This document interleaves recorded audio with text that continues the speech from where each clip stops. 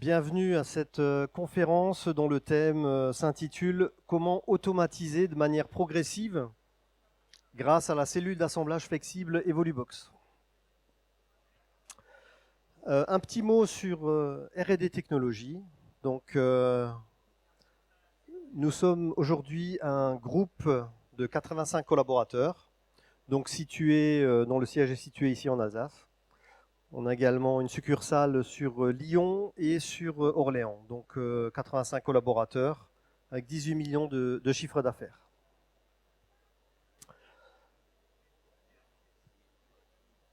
L'assemblage. Donc l'assemblage, c'est une opération qui est indispensable dans la plupart de nos process de fabrication. Et je ne vous cacherai pas que le contexte économique aujourd'hui accentue encore des enjeux qui étaient déjà vrais il y a quelques temps. Donc les enjeux pour l'assemblage aujourd'hui, c'est l'amélioration de la productivité, c'est la baisse des coûts de fabrication, c'est la qualité des produits, forcément. C'est également réduire les délais de fabrication, mais aussi les délais d'industrialisation. Et le constat, c'est que la France, ces dernières années, n'a pas forcément été un très bon élève. Et donc, on se rend compte que l'industrie française a quand même pas mal perdu de terrain en perdant des branches manufacturières complètes. Et on a bien vu avec la crise du Covid que ça peut poser un certain nombre de problématiques. Donc, ça fait quelques années qu'on parle de relocalisation. Et effectivement, ce contexte géopolitique nous pousse de plus en plus à nous poser cette question. Et bien évidemment, l'État a pris conscience aussi de cette problématique-là et met en place des dispositifs pour aller dans ce sens-là. Donc, en fait, les nouvelles technologies et l'industrie du futur apportent de nouvelles possibilités pour plus de réactivité, plus de qualité, et bien évidemment, l'aspect écologique reste important. Alors, l'assemblage, aujourd'hui, il y a trois grandes familles, je dirais, d'assemblage. Il y a tout ce qui est assemblage manuel, donc forcément, on va se retrouver avec des pièces et une opératrice, un opérateur qui va faire des opérations d'assemblage. J'ai perdu l'écran, c'est revenu. On a de l'assemblage semi-automatique, donc vous avez toujours un opérateur ou une opératrice, par contre, c'est la machine qui va faire un certain nombre d'opérations. Et ensuite, on a la partie entièrement automatisée où vous avez des machines 100% dédiées, il n'y a plus d'opérateurs. Les pièces vont être distribuées en automatique et la machine va assembler en automatique. Nous avons mis sur le marché il y a quelques années une solution qui s'appelle Evolubox qui révolutionne la productivité. Donc c'est, comme c'est écrit, c'est un défi, c'est l'aboutissement d'un défi technologique. Et en fait, ça ouvre une nouvelle voie, de nouvelles possibilités pour tout ce qui est assemblage de petites et moyennes séries. Donc c'est un outil de production qui s'adapte en permanence à la diversité et aux évolutions de vos produits. Donc Evolubox, c'est quoi? Il y a trois versions aujourd'hui d'Evolubox. Donc une version standard, je rentrerai un tout petit peu plus dans le détail sur les fonctionnalités tout à l'heure. Multiproduit, multitâche, multiprocess. Il existe une version light, plutôt destinée à de la production qui ne nécessite pas forcément de changement de série. Et également une version clean room pour tout ce qui est process en salle blanche. Donc, pour rentrer un peu plus dans le détail, Evolubox, c'est quoi? En fait, Evolubox, c'est une machine standard, donc une base standard, sur laquelle on va changer des stations de travail qui sont sur mesure, qui sont définies en fonction du projet. Donc, c'est un peu l'équivalent d'une presse à injecter pour la plasturgie. Une presse à injecter qui est standard, et vous allez changer le moule pour faire autre chose. Ben là, on est dans la même philosophie.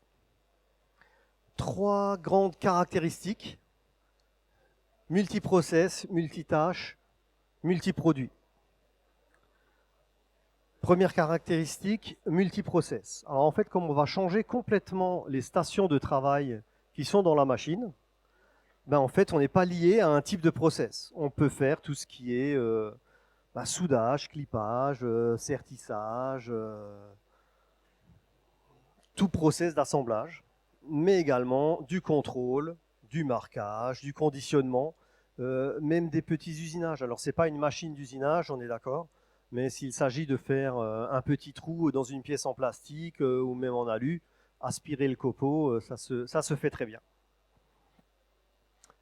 Deuxième caractéristique, multitâche. En fait, comme on est sur une machine à plateau tournant, avec un poste opérateur et entre 7 et 15 stations spécifiques autour du plateau tournant, ben en fait, on va faire du multitâche. On va pouvoir faire jusqu'à 15 tâches simultanément. Pendant que l'opérateur va poser ses pièces, il y a 15 opérations qui peuvent se faire en temps masqué. Et pour finir, le multiproduit. Donc là, le plus simple pour expliquer ce process-là, ben c'est la petite animation. Donc là, c'est effectivement la version salle blanche, mais le principe reste le même. On va simplement ouvrir les portes de la machine, on va sortir toutes les stations de travail, on va les ranger sur des palettes prévues à cet effet, et on va en mettre d'autres à la place. Donc le matin, on peut assembler du disjoncteur, par exemple pour Aguerre, et l'après-midi, ben, on va assembler des charnières pour l'automobile. Quelque chose qui, d'un point de vue process, n'a strictement rien à voir.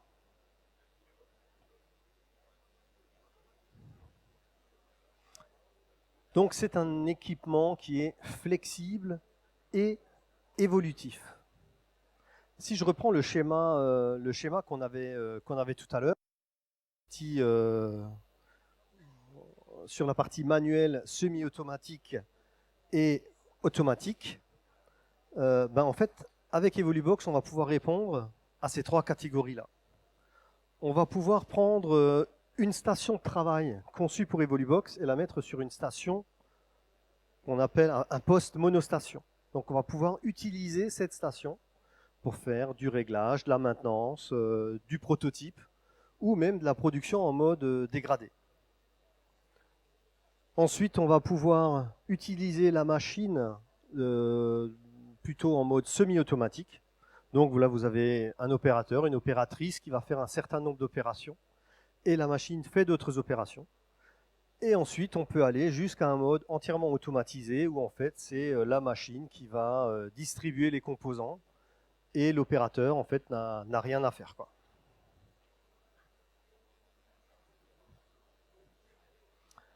En fait, l'intérêt de tout ça,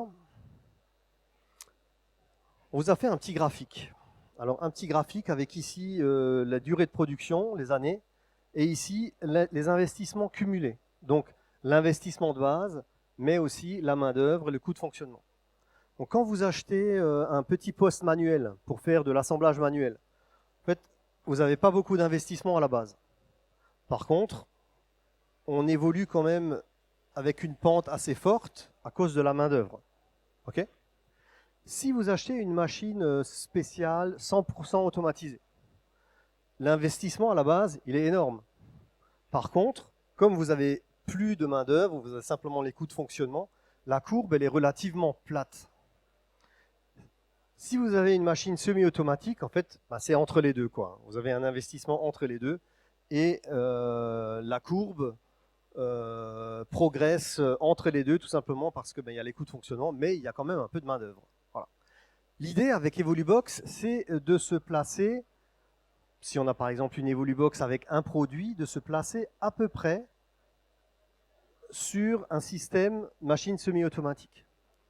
Par contre, si on a la chance de pouvoir assembler 2 ou 3 produits sur la même machine, en fait, du coup, l'assemblage, enfin l'investissement à la base va être réparti sur les différentes lignes de produits.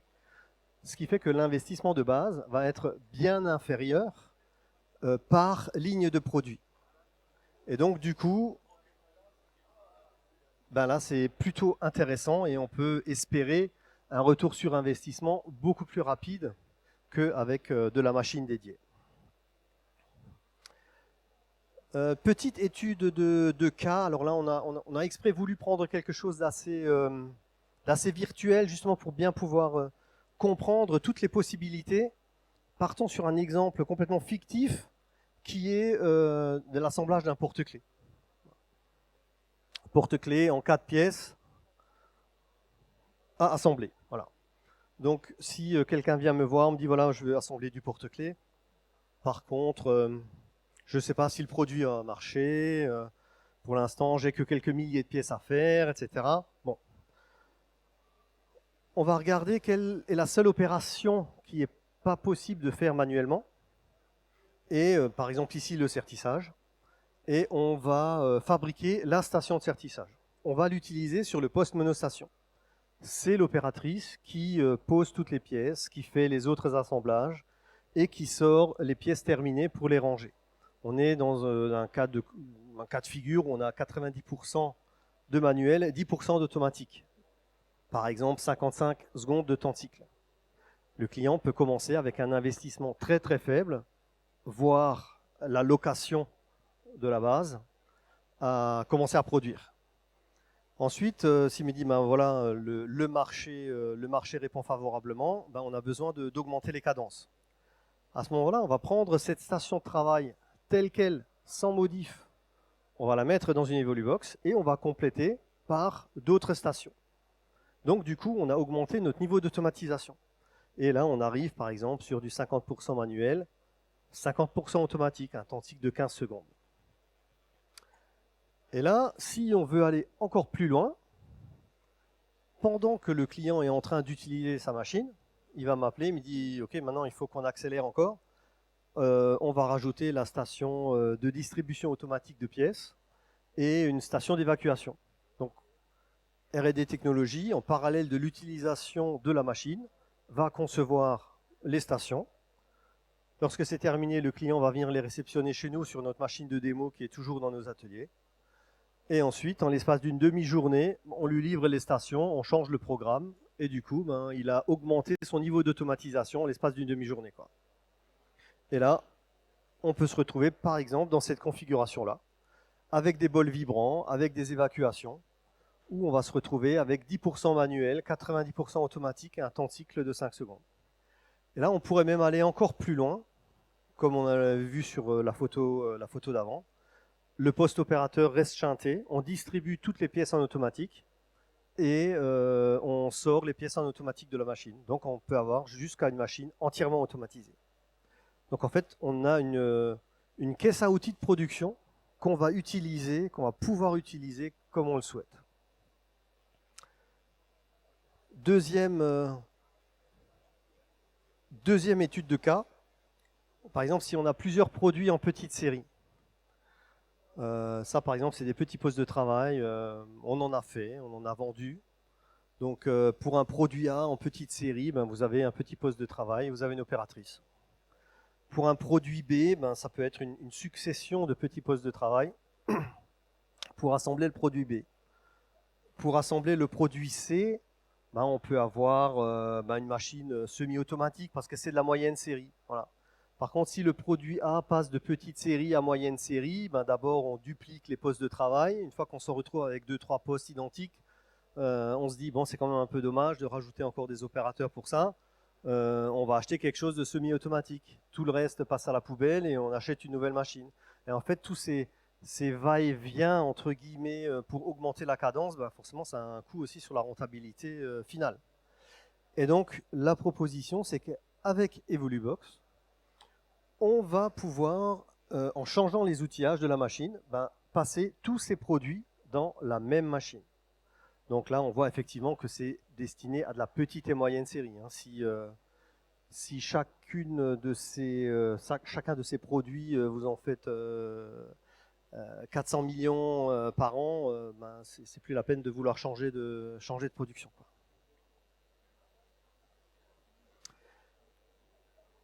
Donc les avantages de tout ça, c'est que en fait on va gagner en flexibilité, on va gagner en flexibilité parce qu'on va pouvoir rajouter des opérations très facilement, très simplement. Rajouter une nouvelle station qui fait un marquage, rajouter une nouvelle station qui va faire une opération supplémentaire qui n'était pas prévue au début, etc. On va optimiser l'investissement, tout simplement en le partageant sur plusieurs produits, mais également on optimise l'investissement parce que en fait, c'est une machine standard.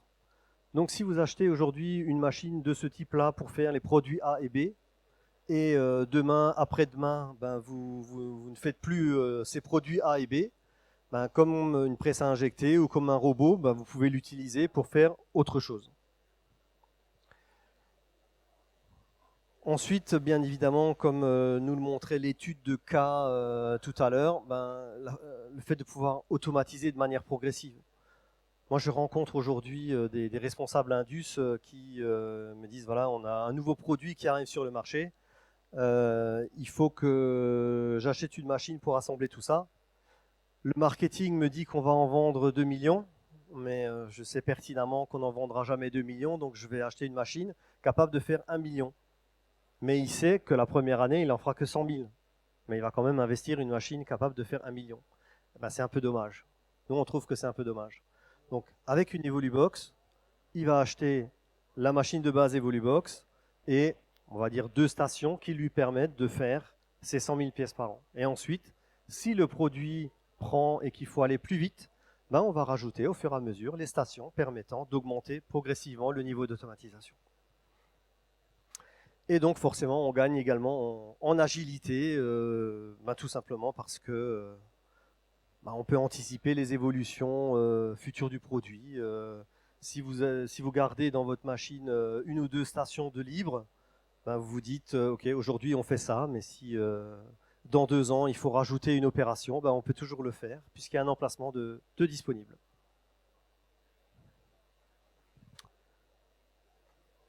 Voilà, j'en ai fini avec cette présentation. Si vous avez peut-être des questions.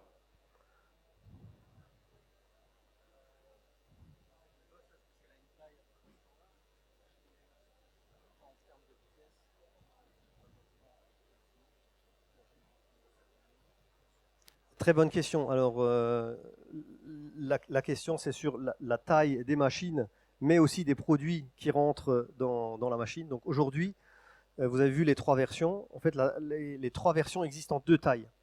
Donc, il existe une taille donc on appelle 0,8. Donc, il y a un plateau tournant à 8 positions. La machine, elle fait 1,70 m par 1,70 m.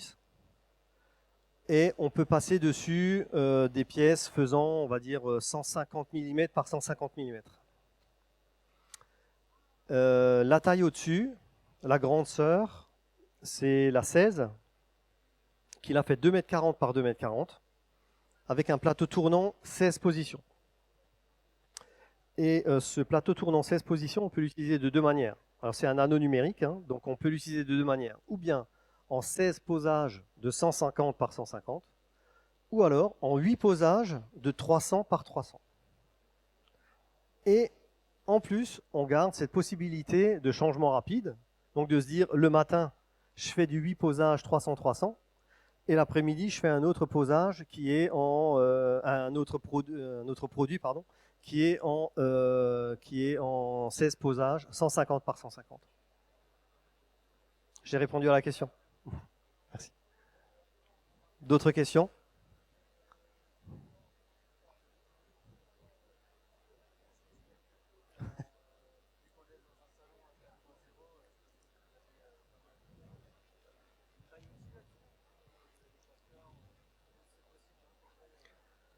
Alors, bien évidemment, on peut intégrer sur ce genre de machine tout ce qu'on peut intégrer sur d'autres machines.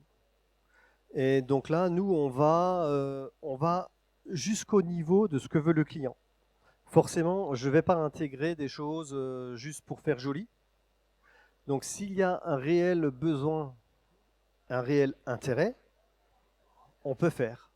Par exemple, de base, il y a effectivement des choses, il y a des capteurs RFID sur les posages. Si l'opératrice commence à mélanger les posages, et met 4 posages de la production A et 4 posages de la production B, la machine va le voir et va dire il y a un petit problème, ça ne peut pas fonctionner comme ça, quoi. Et comme c'est une machine semi-standard, ben on a pu aller un tout petit peu plus loin aussi dans tout ce qui est pupitre opérateur, remontée d'infos, etc. Chose qu'en machine spéciale, ben, généralement on va là où le client nous demande d'aller, enfin jusque là où le client est prêt à payer pour qu'on aille. Voilà. Et donc ensuite, ben, s'il faut aller plus loin, faire des choses plus complexes, etc., ben, ça prend du temps. Voilà. Donc en machine spé, souvent on ne peut pas se permettre de le faire. Et là, comme c'est une machine standardisée, ben, forcément on a pu aller un tout petit peu plus loin dans l'ergonomie opérateur, quoi.